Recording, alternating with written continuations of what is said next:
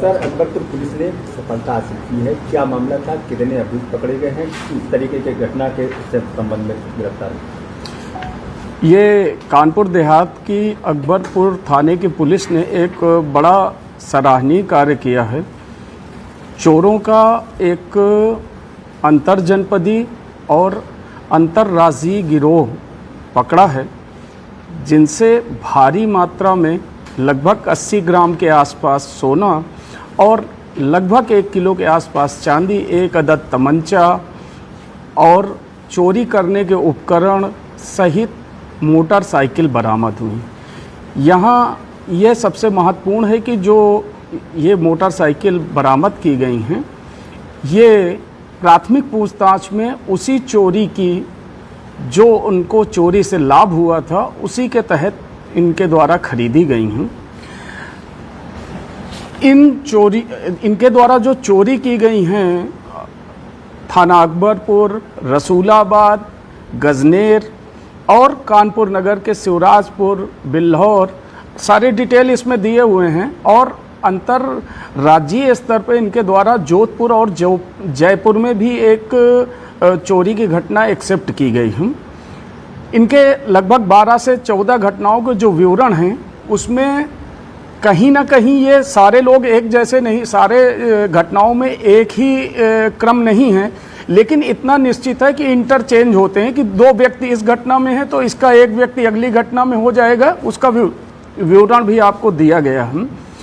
अब जब इनसे पूछताछ की गई कि आपके द्वारा कैसे ये अपराध किया गया, क्यों किया गया, सारे विवरण में एक तथ्य सामने ये आया कि इनका मास्टरमाइंड जो है वो सुदेश सचान है, जो गजनेर का रहने वाला है।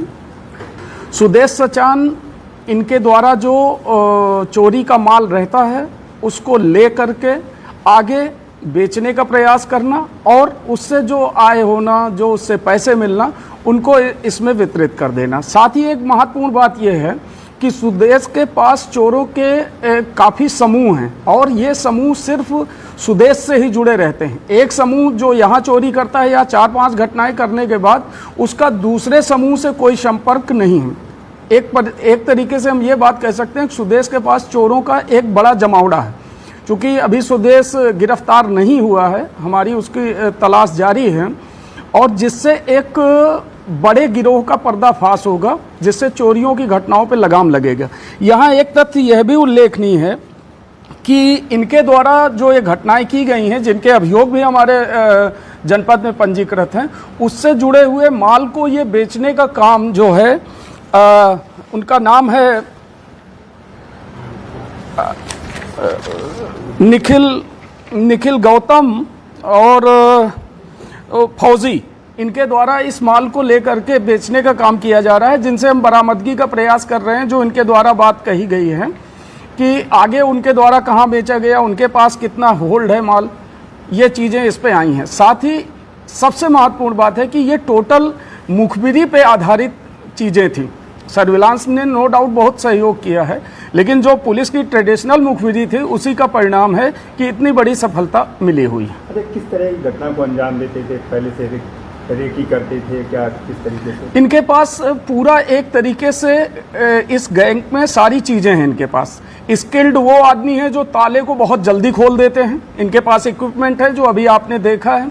साथ ही इनके पास रेकी करने वाले लोग हैं। इसमें जो अनुज उर्फ बंटा है, ये आपका सुखसौरा भोगनीपुर का, वो इनका इन घटनाओं का मुखबिर रहा है। इसी तरीके इनके हर ग्रुप में एक मुखबिर, एक एक्सपर्ट है जो लॉक को खोलना, ताले को तोड़ना।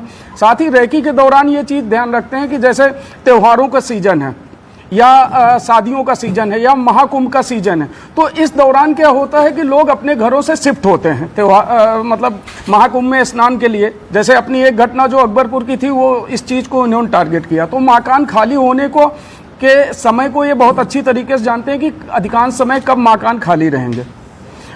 पुलिस टीम ने जो सफलता हासिल की, क्या इनको पुरस्कृत किया जाए? निश्चित रूप से, चूंकि इतनी बड़ी सफलता है, तो 21,000 रुपये के पुरस्कार से इंस्पेक्टर सतीश सिंह, जो इंस्पेक्टर अकबरपुर हैं, उनके नेतृत्व में जो पूरी टीम ने, मैं पूरी टीम का नाम नहीं ले सकता हूं, पूरी टीम ने इसमें बहुत प्रयास किया है, उनको पुरस्कृत किया जाएगा।